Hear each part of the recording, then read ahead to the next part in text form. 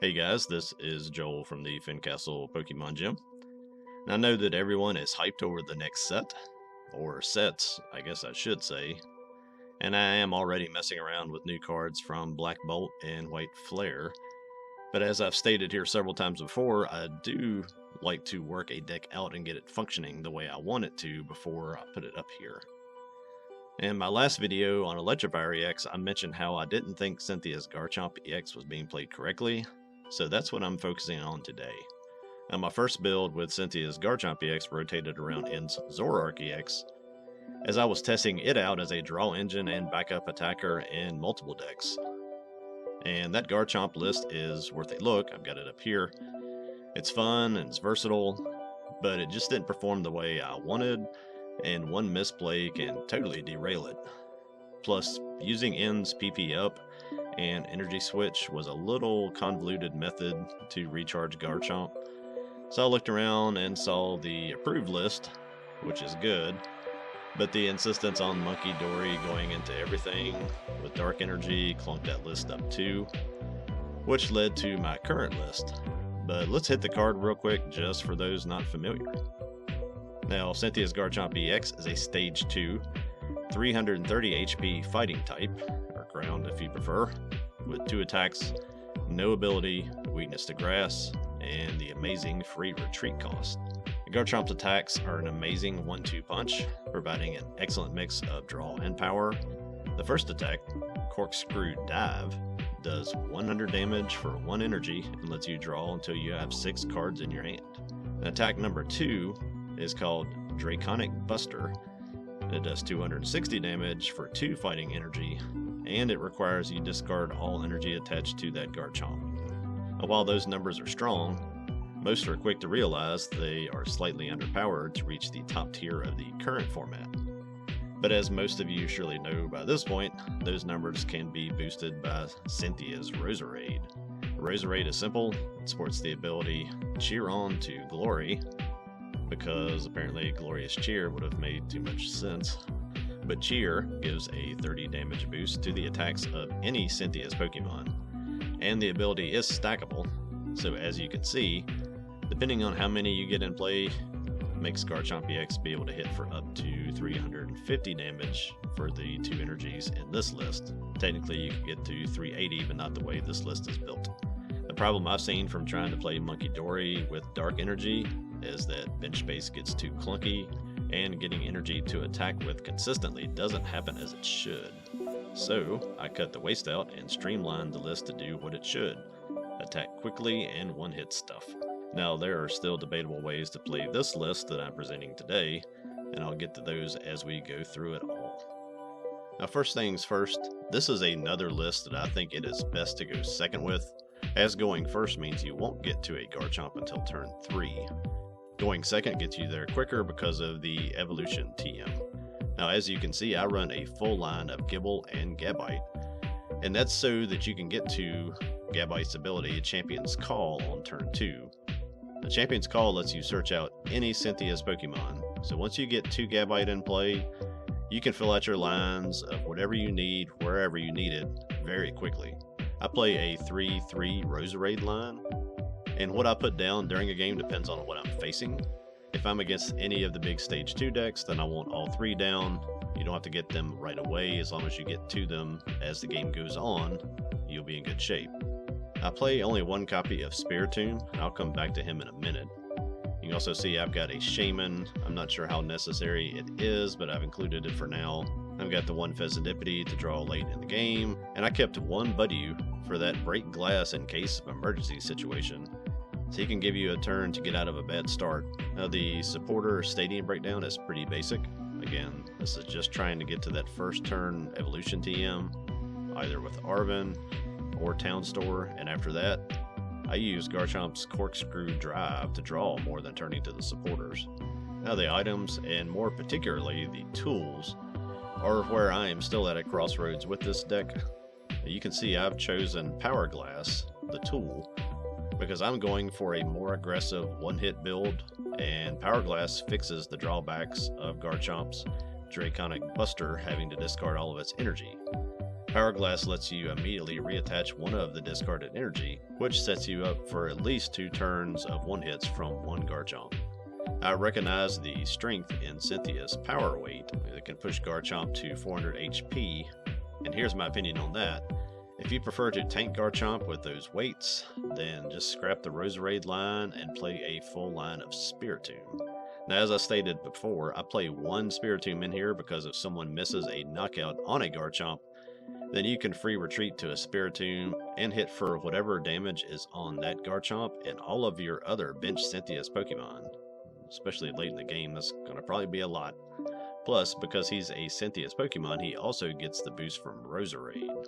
I didn't want to rely on him in this build because you can't guarantee that you're going to be storing a lot of damage on your bench the way I have this deck put together. Now, I love the idea of tanking hits with multiple Garchomp and then just annihilating things with Spiritomb.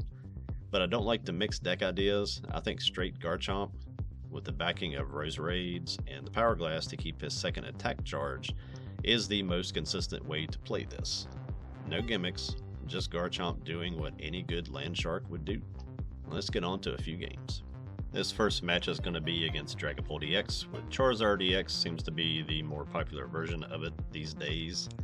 They went first, just got a Charmander down and attached. I opened with Fezandipiti and Roselia.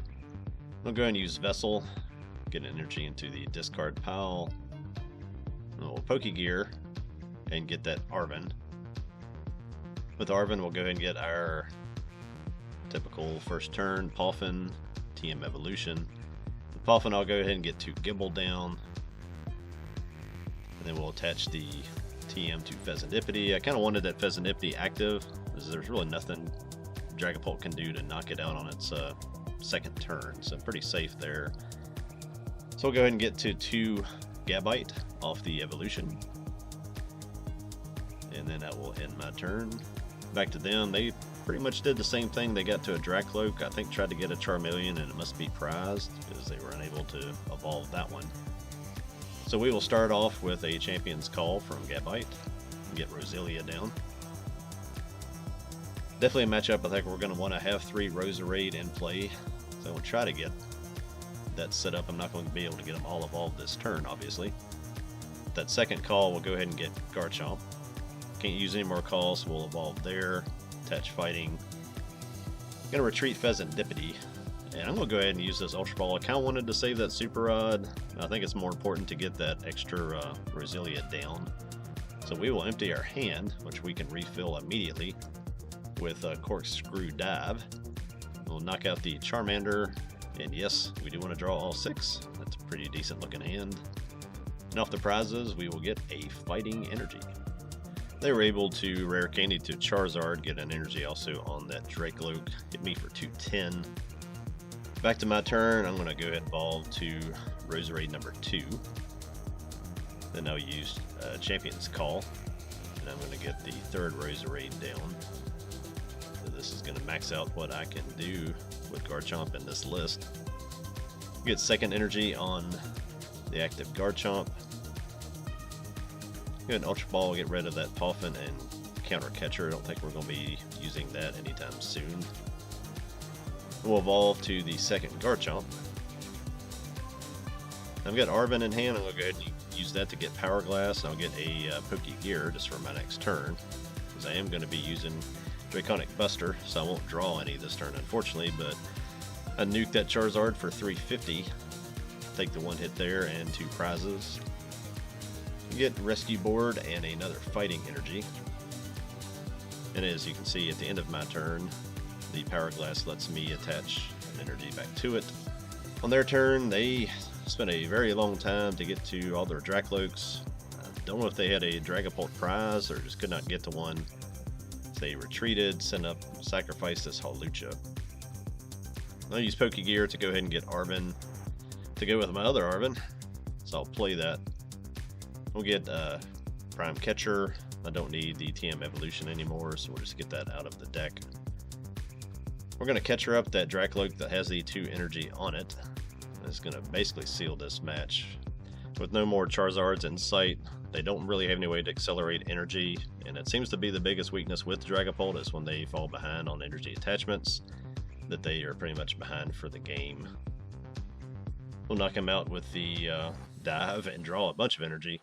From here, I'm just going to cut this game down. My last two knockouts seems to be something I've seen a lot of lately, where people fall behind and they just start to max out the time between every action they can take. I guess trying to bait you into a concede or something. Not very pleasant to watch, so I cut about 18 minutes out of this match just to get these last two knockouts.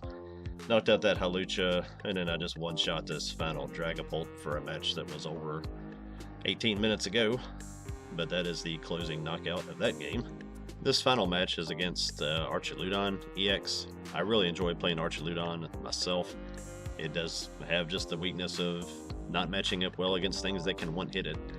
I did pick this thing up several turns into it. I think we both had horrendous starts. I started with a Shaman, they started with a Relicanth. We finally got things going using my Champion's Call to get all of my team evolved. Get to a second Roserade, and then I'll evolve to my second Garchomp.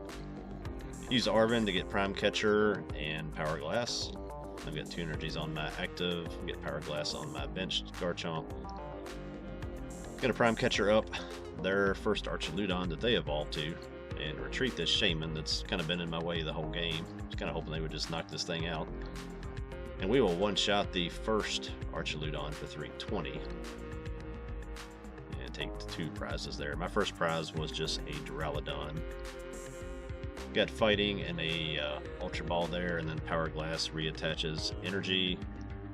I got to Archaludon, used the Iron Bundle, probably hoping that I would send up a Roserade. I did not.